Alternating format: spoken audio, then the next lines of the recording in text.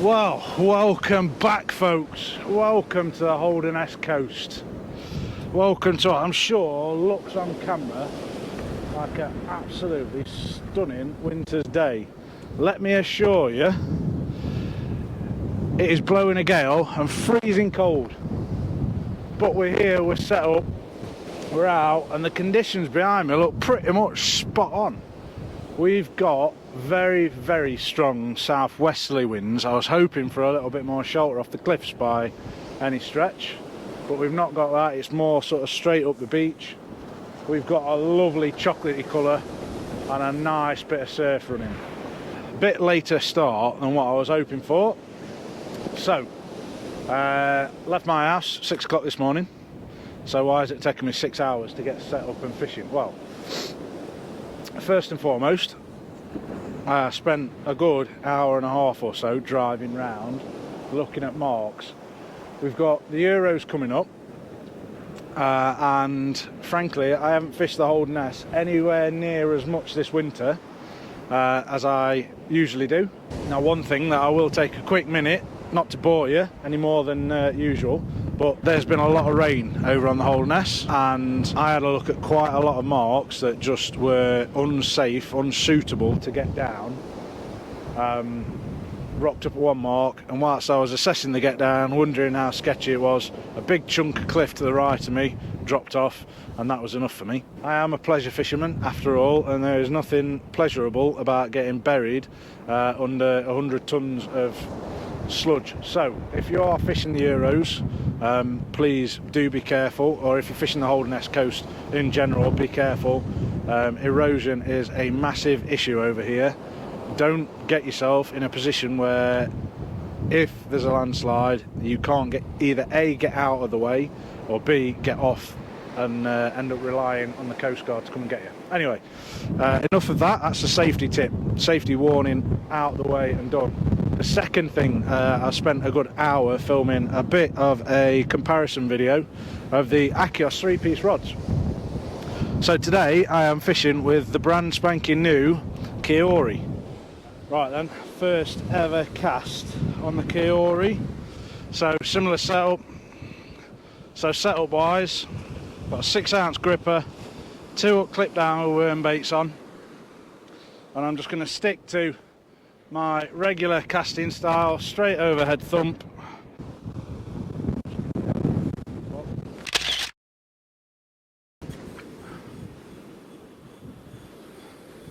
That was not a bad cast at all. I've got the Endurance Pro Max with me as well. So yeah, that's what I've been mucking about at this morning, and now we are set up, we are fishing. Conditions look absolutely knob on. Like I say, it is windy as hell. I don't know how I can show you just how windy it is, but looking at that sea, look at that swell. There's a good southerly swell coming up the coast, and it's properly mixing things up. You never know, there might be chance of a good fish or two today.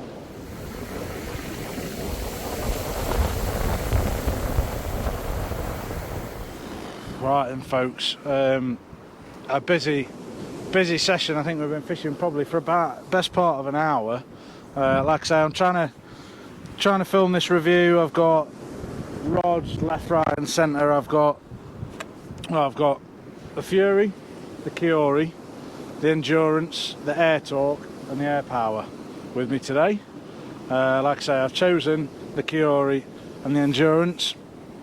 Tried to do a little bit of filming with each one just to talk you through the differences, and we've about finished that now, so it's time to start putting some effort into the fishing. Like I say, we've probably got 3 hours till high water.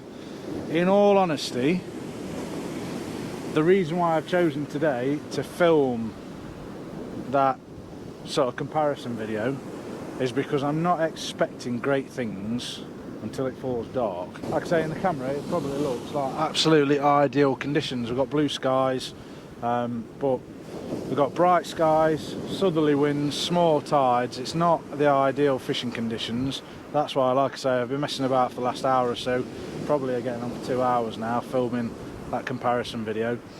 We've probably got maybe an hour and a half, 2 hours till it starts to drop dark, 3 hours till high tide. So I'm resigned to the fact it's going to be fairly slow until it drops dark, and then I'm hoping it really switches on and the fish really come on the feed. But we're mixing it up. We've got squid baits now out on the 2-hook clip down on the Curie. I've got another rig in circulation, so we've got the 2-hook clip down out at the minute with small squid strips, and on the other rod I've got a pulley panel rig out and I've got squid and carp wing on there.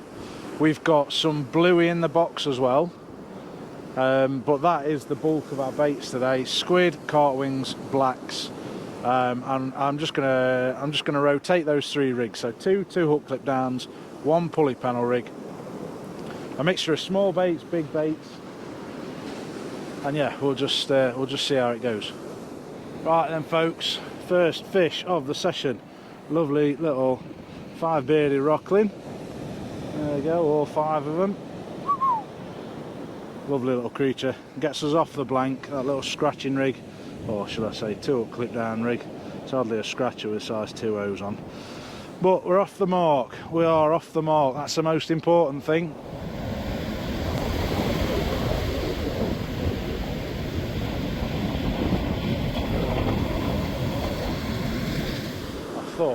I thought that was a bite then on the big rod. 2-hook clip down is going back out. This time we've got strips of bluey, small strips of bluey on there, trying everything possible to find something a bit different. We've just had that rockling on the squid strips. I ain't really here for rockling, so put this one out. Send that out. That's why that top hook is getting wrapped up. Comes unclipped every time. Right, folks, like I say, we're mixing things up. That is my little pulley panel setup. Small hooks, size 2.0 at the bottom, 4.0 octopus hook at the top, squid and carp wing, as you can see, dripping away nicely. 5-ounce lead. I'm going to put this out there. We need to find some bigger fish. We need to find some bigger fish. Whilst I'm pleased we're off the bait, we're off the blank. What I'd like to do is find a nice big cod suitable for tea. That's come unclipped, brilliant. Cut loads of distance off. Probably all tangled up. What a shower.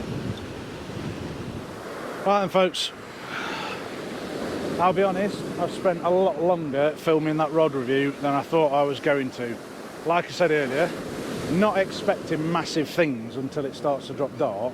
The sun is just about to dip behind that cliff, thankfully, so I can actually see what I'm looking at. The rod review's all done, rods are all packed away. I might run up into the van so they're out of the way and outside, out of mind and all that lot. We have got about 45 minutes now till high water. I was hoping it was going to drop a bit darker, but it doesn't look like it's going to happen. But I'm going to start putting some actual effort into fishing. Let's try and find us some fish. Let's see if we can do a bit, shall we? Right, folks, fish number 2 of the session, and to be honest, exactly what I was expecting to see on them little bluey strips that I've been putting out. A lovely little dab, quite a sizable dab to be honest, not bad at all, but we're still after that elusive cod. Now I've just swapped that 2-hook scratching rig for the other 2-hook scratching rig with small worm tipped with squid baits. Hopefully, I mean whiting, no whiting yet, where are they? No whiting, no haddock, no codling. But second species, second fish of the day. Now we're going to put the effort in. Let's go.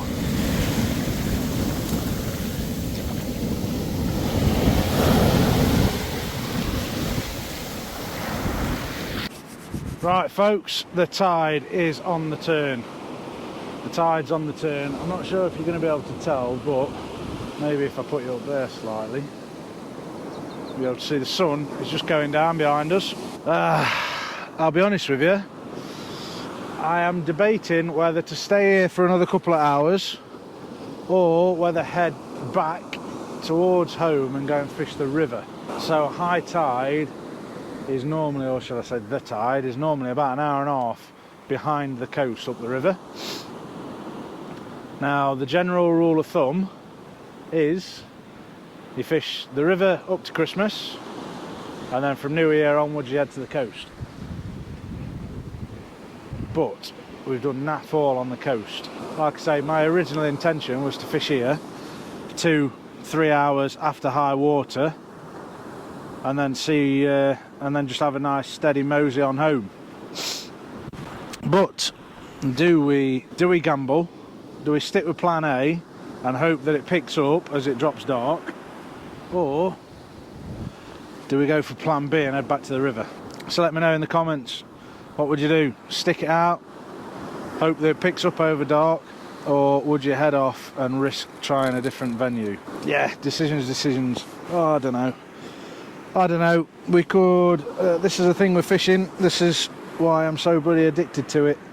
I could head off to the river and then somebody rock up and catch 15-20 cod in a session as it drops dark and on the ebb. I could head to the river and bag up on cod over there.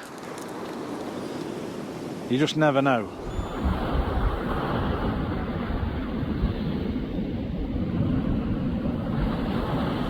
Oh. Well, that looked remarkably like a bite on the Curie, and now it's gone slack. This is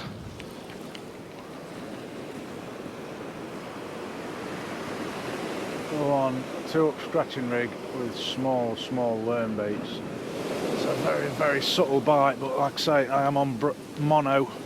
If it was on braid, I'd be able to tell you exactly what the fish is thinking. There was definitely a slight little rattle.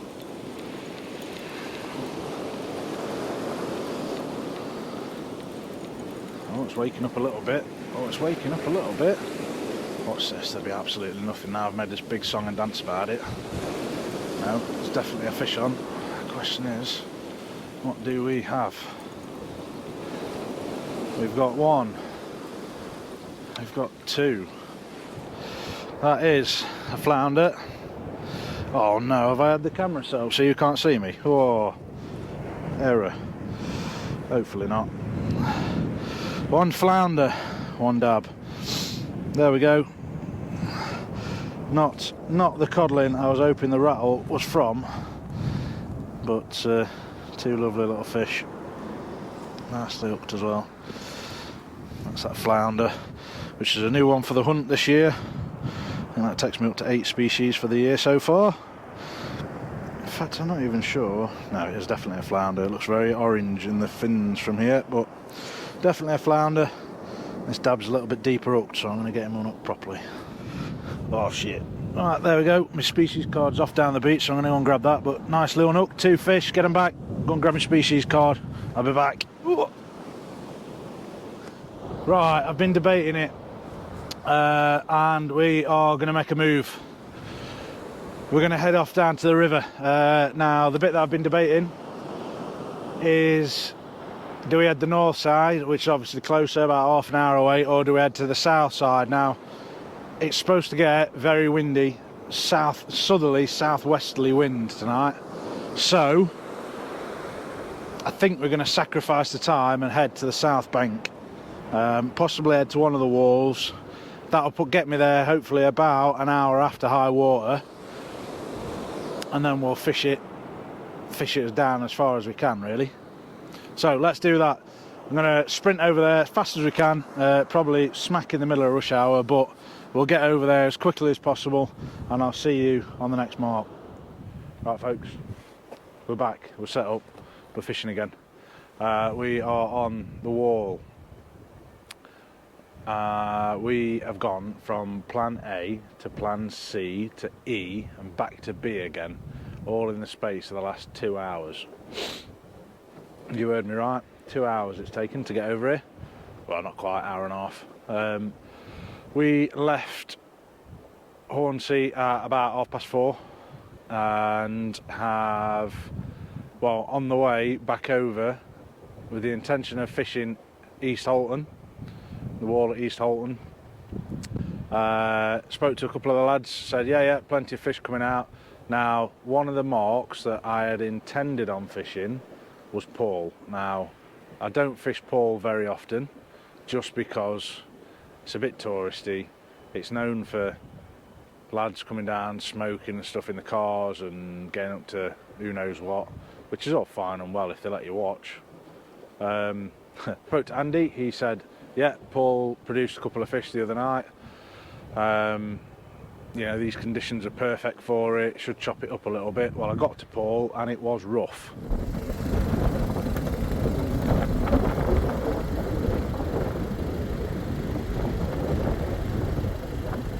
Then I was like, right, East Holton, we'll fish there a couple hours.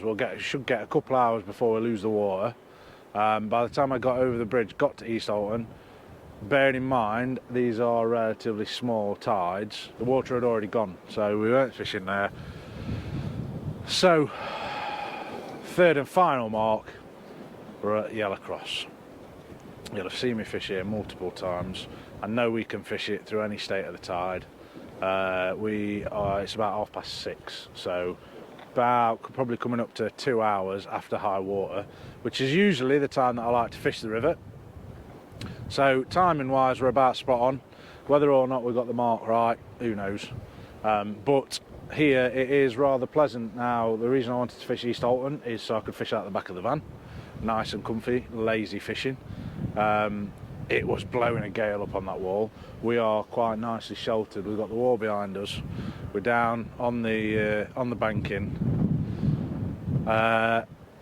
I know it is very windy up on the top, because when you cast, I've got one in short and one at range, and you could see the splash in the headlight.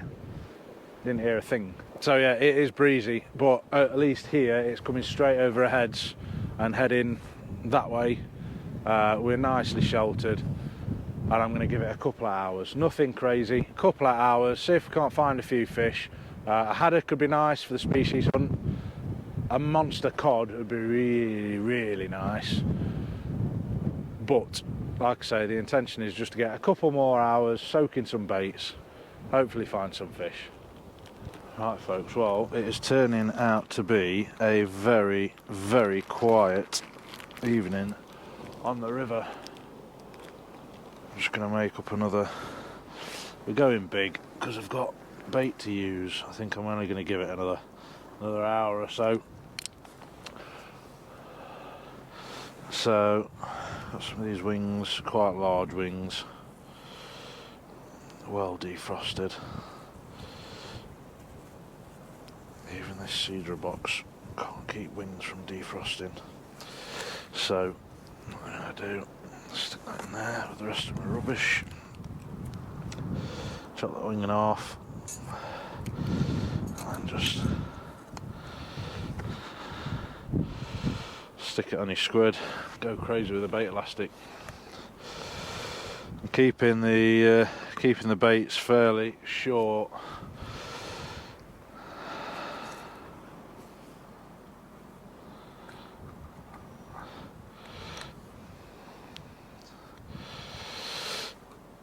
I tend to keep my baits fairly short. All that coral there oozing out. But yeah, it's a rather quiet evening, it has to be said, and my hands are bloody freezing. So I'm not going to lash that up too much more until I bring the rigs in. And I get some hooks, but there you go. One squid and coral bait, squid and cartwing bait. So I'll put the hooks through this side in the squid, and then you've got the coral and the cartwing on the back side of it. And yeah, it's a rather quiet evening, but it's enjoyable enough. And this is how small the tides are, so we're probably about 2 hours off low water, and the ships are still coming in and out of the port just behind us. So you've got, I think it's called Hull. I'm sure it's called Hull Port over this side, or Humber Port. That would make more sense, wouldn't it? So yeah, you've got Humber Port, probably a mile upriver, and yeah, the boats are still streaming in and out, even with just 2 hours to go to low water. So, like I say, very, very small tides today, and by that I mean there's very little difference. So there's very little difference between low water is higher up and high water is lower down. So there's very little difference. Small tides, very little difference between high and low. Whereas your big tides is when you get your big ranges. So low water will be further out, you'll see more beach exposed. High water will be higher up. If you sat there wondering, saying what's he on about, small tides, that is what we refer to with small tides. The range is very little, and I think for today we've just struggled because of small tides. There's less movement in the water, and it's certainly resulting today in less fish. And just to give you some idea, this bait has been out there for about 20 minutes or so. That is black and squid bait I put out there. It's come back completely intact. Right folks, we've moved about 50 yards, 80 yards or so up the wall. So I think I mentioned it earlier, somebody else was already set up and fishing when we got here. He's wrapped up now, came talking to me, Paul, and said, yeah, you want to go down there, that's the mark to be on. Now, funnily enough, I did say this to him, I've always done alright fishing left hand side of the Yellow Cross. Everybody always comes this side, and I've never fished this side. So yeah, he said this is where you want to come. Basically, you want to hit it as far as you can. Also said worm baits are the ones that are producing. Now, I haven't got any fresh worm. I've got a few blacks left over, and I've got squid and carp. He said he was getting absolutely nothing on the squid, which is a brilliant start. But we've moved, and we're going to give it, I was just considering wrapping up, calling it quits, and I've just realised, oh no, it is still there. I thought I'd lost my mic. But yeah, I was just considering wrapping up. Time wise, it's got to be getting on for 9, half 9, something like that now. So we can't be far off low water. I think low water was at 10. No, it can't be. Maybe 11. Right, low water is at 11 and it is 9:30. So we've got about an hour and a half till low water. And I reckon, well, we'll see how it's going. I'm willing to fish till about midnight. I did say to Sarah I'd probably be home for about midnight, but if it's fishing well, it's fishing well. So far it's not. I'll tell you what we'll do. We'll give it an hour here. Give it an hour, and if nothing changes, we'll hit the road, head off home, call it quits.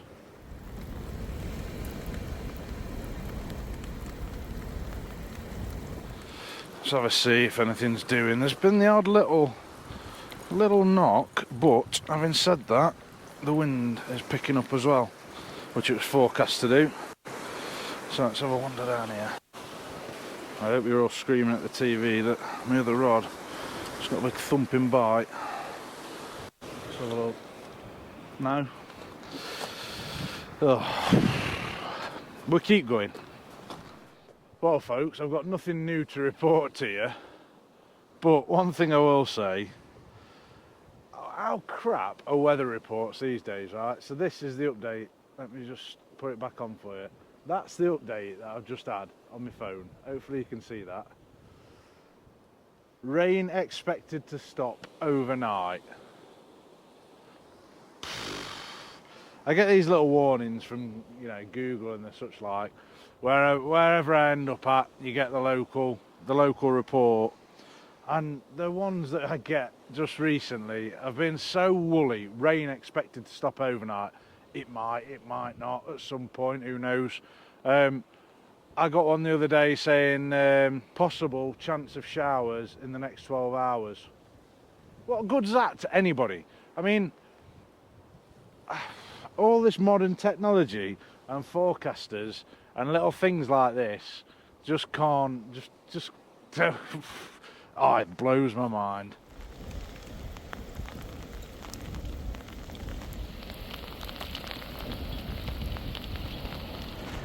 Well folks, I don't know if you can hear that, but it's raining just a little bit. We did have 2 more casts, absolutely nothing coming of it, so called it quits. We're heading home. Not a bad little day's fishing really, let's be honest. A couple of species out on the coast.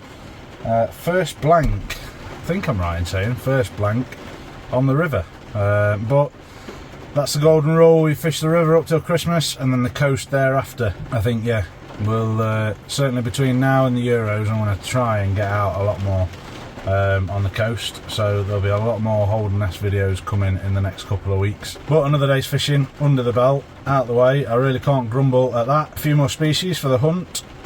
Day playing around with a new Kiori, really nice 3-piece rod. Like I say, I've done a full comparison video of the rods that I've got now in the Achios range, so I'll get that out midweek this week. And I'm going to hit the road, possibly call in somewhere for something warm to eat and drink. So thank you very much for watching. I hope you've enjoyed the video, and until next time, take care and tight lines.